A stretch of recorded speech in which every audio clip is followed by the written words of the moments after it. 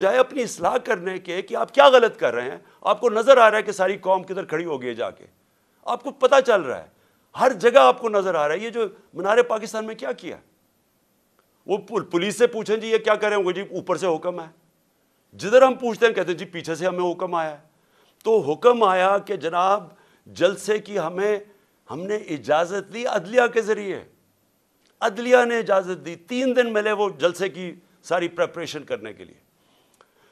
کبھی پاکستان کی تاریخ میں مینار پاکستان کے جلسے پہ لاہور کو باہر سے بھی سیل کر دیا اور لاہور کو اندر سے بھی سیل کر دیا.